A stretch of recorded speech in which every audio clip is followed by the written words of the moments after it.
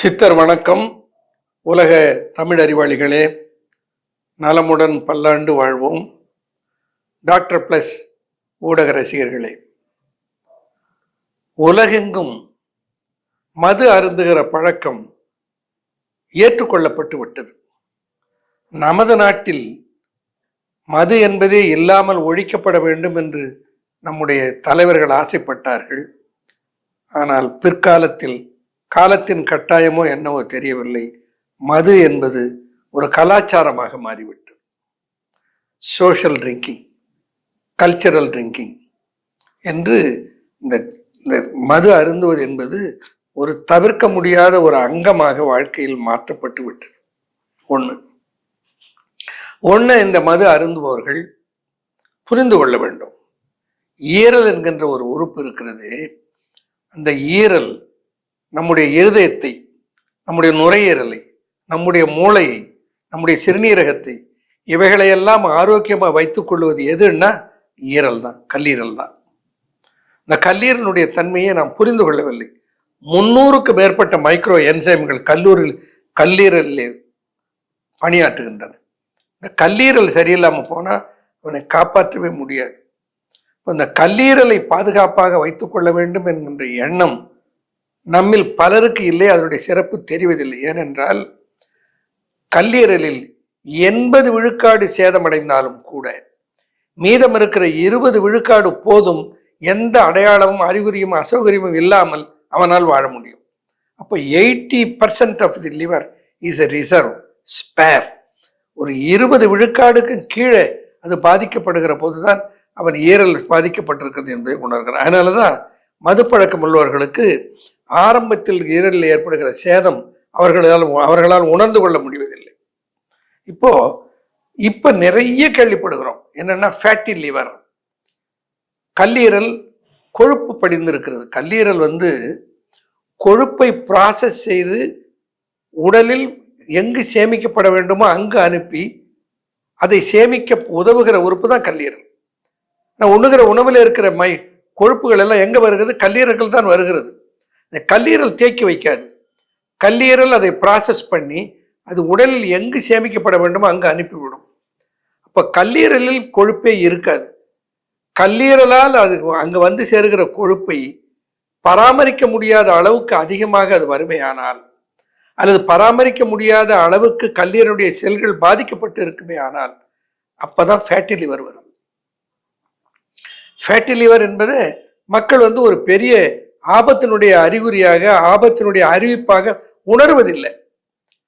Fatty liver எப்போ தெரிய வரும்னா வேறு காரணங்களுக்காக ஸ்கேனிங் பண்ணும்போது அப்போ போடுவார்கள் ஃபேட்டி லிவர் கிரேட் 1. அவருக்கு ஏதாவது சிம்டம் இருக்கிறதா, செரிமான குறை இருக்கிறதா, வயிறு உப்புசம் இருக்கிறதா, அசௌகரியம் இருக்கிறதா, ஒன்றும் இருக்காது, நார்மலாக இருப்பார்.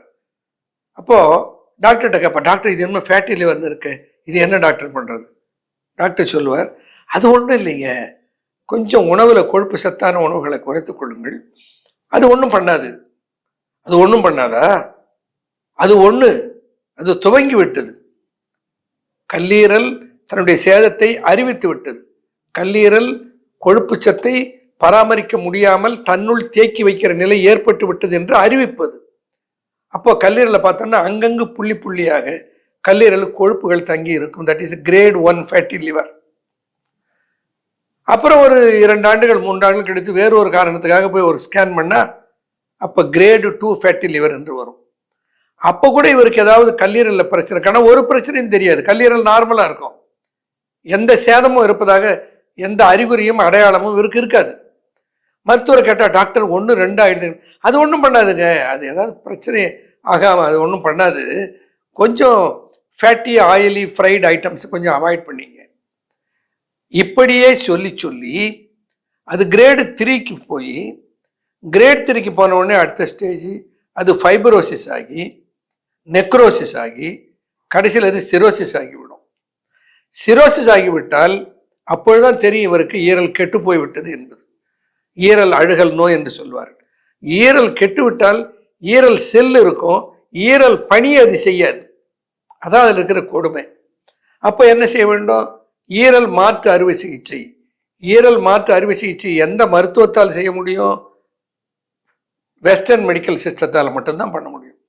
ஒரு ஈரல் ஒரு சிறப்பு என்னன்னா, ஒரு உயிரோடு நன்றாக இருக்கிற ஒருவர் எப்படி சிறுநீரகம் செயலிழந்தவர் ஒருவருக்கு ஒரு சிறுநீரகத்தை கொடுக்க முடியுமோ, அதுபோல ஈரலில் ஒரு பகுதியை இவர் தானமாக கொடுத்து முழு ஈரல் கெட்டு போனவரை திரும்ப இயல்பு நிலைக்கு அவரை காப்பாற்றி கொண்டு வர முடியும்.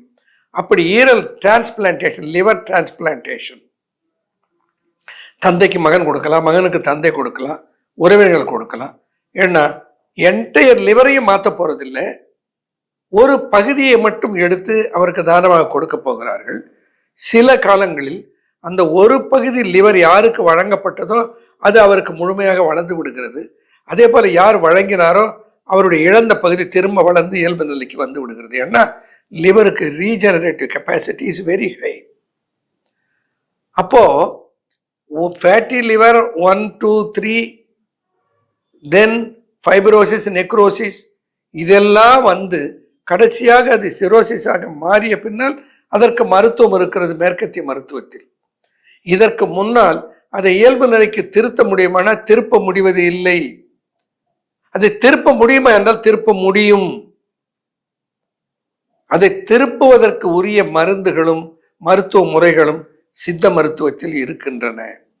ஃபேட்டி லிவர், இப்போ என்னுடைய மருத்துவமனையில் நான் பலருக்கு மருத்துவம் பார்க்கிறேன். ஃபேட்டி லிவர் கிரேட் 2 என்று வருகிறார்.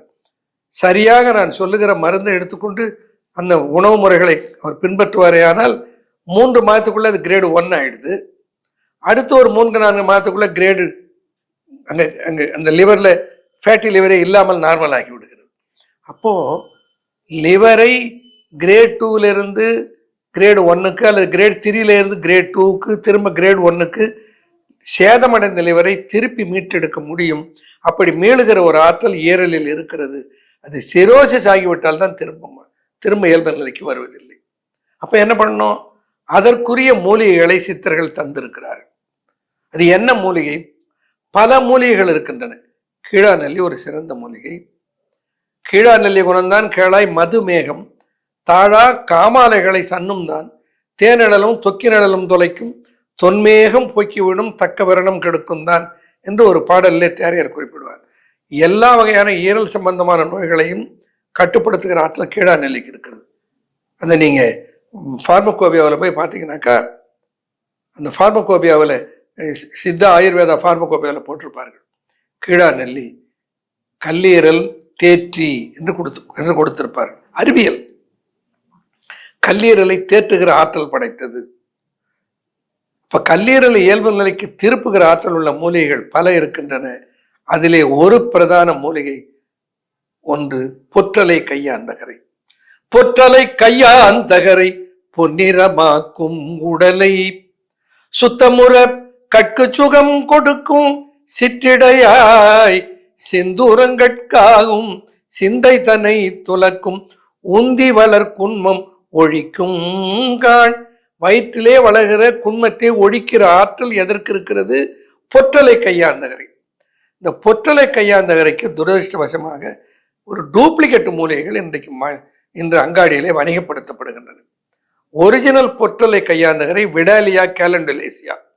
விடாலியா கேலண்டுலேசியா எப்படி இருக்கும் என்றால், பாருங்க, இந்த விடாலியா கேலண்டுலேசியா என்னுடைய சித்தர் தேசத்தில் இருக்கிற மூலிகை பண்ணையில இருந்து எடுத்து வந்திருக்கிறேன்.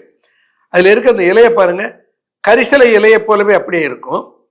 அந்த ஒவ்வொரு கிளை பிரிகிற கிளையினுடைய நடுவில், இந்த கிளையினுடைய மையத்தில் மஞ்சள் நிறத்திலே ஒரு பூ இருக்கும். காம்பில் தனியாக பூ வராது.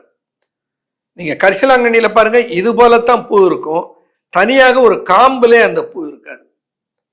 ரெண்டாவது, செடி கரிசலை செடியை போல செடியாக வளரும். ஒரு 3 அடி 2 அடி உயரம் வளரும், அல்லது 1.5 அடி உயரம் வளரும். நன்றாக புஷியாக வளரக்கூடிய தன்மையுடைய செடி. அந்த நன்றாக கவனித்துக் கொள்ளுங்கள். விடாலியா கேலண்டுலேசியா இதுதான் ஒரிஜினல். என்னுடைய பண்ணையிலே இதை பயிர் செய்கிறேன். யாரும் வேண்டுமானால் இதற்குரிய வித்தை என்னிடத்திலிருந்து பெற்றுக்கொண்டு அவர்கள் பயிர் செய்து இந்த இனம் அழியாமல் காப்பாற்றட்டும், என்னிடத்தில் பெற்றுக்கொள்ளலாம். இதுதான் உண்மையான ஒரிஜினல் பொற்றலை கையாந்தகரை. இன்றைக்கு நம்முடைய அங்காடிகளில் எல்லாம் கிடைப்பது எதுன்னா இந்த செடி தான். இதுல ஒரு காம்பு வரும். இந்த காம்பினுடைய நிலையிலே இப்படி இதழ்கள் விரிந்திருப்பதை போல ஒரு மலர் இருக்கும். பாருங்க, இது எக்லிப்டா பிராஸ்டேட்டா என்ற பெயருடையது. இதைத்தான் இன்றைக்கு பொற்றலை கையாந்தகரை என்ற பெயரிலே வணிகப்படுத்துகிறார்கள். பாருங்க, காரணம் இதனுடைய பூ இப்படி மஞ்சள் நிறமாக இருப்பதனால் இதை பொற்றலை கையாந்தகரை என்று கருதுகிறார்கள். உண்மையில் இது அல்ல. பொற்றலை கையாந்தகரை முதல்ல காட்டின பாருங்க, அதுதான் பொற்றலை கையாந்தகர். இது எக்லிப்டா பிராஸ்டேட்டா, அது விடாலியா கேலண்டலேசியா. அதிலே தான் ஏரலை புதுப்பிக்கிற மீட்டெடுக்கிற ஆற்றல் பெற்ற மூலக்காரணிகள் இருக்கின்றன. அப்போ அதிலே இருந்து 2 மருந்துகளை நான் உருவாக்கினேன். அன்பு ஃபார்மாவில் இருந்து 2 ப்ராடக்ட்ஸ், லைசன்ஸ்டு ப்ராடக்ட்ஸ். ஒன்று ஹேங்கோ சிரப், இன்னொன்று ஹேங்கோ கேப்சூல். இப்போ அந்த சிரப்பில் என்ன சிறப்புன்னா, பொதுவாக சிரப் என்றால் அதில் இனிப்பை சேர்த்து சுகரை சேர்த்து தயாரிப்பார்கள். பெரும்பாலும் கல்லீரல் பாதிக்கப்பட்டிருப்பவர்கள் டயபெட்டிக்காக இருப்பார்கள். ஈரல் சேதமடைந்து இருக்கிறது என்றால் அது டயபெட்டிக்கு அழைத்து போகிறது என்று பொருள் இன்னொன்று. அதனால அது சுகர் இல்லாமல் கொடுத்தால் அவர்களுக்கு நல்லது. அது ஈரலை காப்பாற்றுவதற்கு சுகர் இல்லாமல், சுகர் ஃப்ரீ ஹேங்கோ, அதை அதனால ருசியாக இருக்கும், எடுத்துக்கொள்ளலாம். அப்போ இந்த மூலிகையை பயன்படுத்துவதனால ஃபேட்டி லிவரை சரி செய்ய முடிகிறது. இப்போ fatty liver can be corrected. யாரால? அந்த பிணியாளரால. எப்போ? அதற்குரிய உணவை எடுத்துக்கொண்டு அதற்குரிய மூலிகைகளை சாப்பிட்டு 3 மூலிகைகளை கொடுக்கிறேன். 3 நாட்களுக்கு ஒவ்வொரு மாதத்திலும் உணவு கட்டுப்பாடு பத்தியம் எடுக்கிறேன். அந்த 3 நாள் இந்த சீரியஸ்லி அந்த அவாய்டிங் சால்ட், அவாய்டிங் மிளகாய்த்தூள், அவாய்டிங் புளி, அந்த உணவை சிறப்பு உணவாக ஒரு 3 நாள், அதற்குரிய ஃபேட்டி லிவருக்கு என்று ஒரு தனி டயட் சார்ட் கொடுத்துருக்கிறேன். இந்த ஸ்டீம்டு வெஜிடபிள்ஸ் எப்படி தயாரிப்பது என்று அதை ஒருவேளை எடுத்துக்கொண்டு 2 வேளை தவிர்க்க வேண்டியது நான் vegetarian food, fried items, roasted items, oily fatty items. இந்த 4ஐயும் தவிர்த்து விட்டு அந்த பேக்டு ஃபுட் எடுத்துக்கொள்ளலாம். எண்ணெய் சேர்க்காத உணவிலே அதிகமாக கொழுப்பு சத்து இல்லாத உணவை எடுத்துக்கொண்டால் இந்த ஃபேட்டி லிவரை திரும்ப இயல்பு நிலைக்கு மாற்றுகிற ஆற்றல் இந்த பொற்றலை கையாந்தகரில் இருக்கிறது. அதற்கென்று கொடுக்கப்படுகிற பச்சை மூலிகைகள் 3 மூலிகைகளை அதற்காக தருகிறேன். அது என்னவென்று தெரிந்து கொள்பவர்கள் என்னுடைய வகுப்பிலே வந்து கலந்து அதை கற்றுக்கொள்ளுங்கள். அந்த மூலிகைகள் எல்லாம் என்னோடு போய்விட வேண்டாம் என்று ஆயிரக்கணக்காக அவர்களுக்கு சொல்லி கொண்டிருக்கிறேன். நான் ஃபேட்டி லிவரை நார்மல் பண்ண முடியும்னு சொன்னால் ரொம்ப அதிசயமாக இருக்கும். ஆனால் அந்த அதிசயத்தை நிறுத்தி காட்டுவது சித்தர்கள் காட்டியிருக்கிற வழி. அப்படி ஃபேட்டி லிவரில் இருந்து விடுபட்டு அஜீரணம், செரிமான கோளாறு, பல்வேறு வகையான உணவு மண்டலம் சார்ந்த பிணிகளுக்கு காரணம் ஈரல் சேதமடைந்திருப்பது. ஈரலை ஆரோக்கியப்படுத்தி தமிழ் கூறும் நல்லுலகம் ஆனந்தமாக வாழ்வதற்கு ஹேங்கோ இருக்கிறது, ஹேங்கோ சிரப் இருக்கிறது, ஹேங்கோ கேப்சூல் இருக்கிறது. ஃபேட்டி லிவரில் இருந்து நம்மை பாதுகாத்துக் கொள்வோம். நன்றி, வணக்கம்.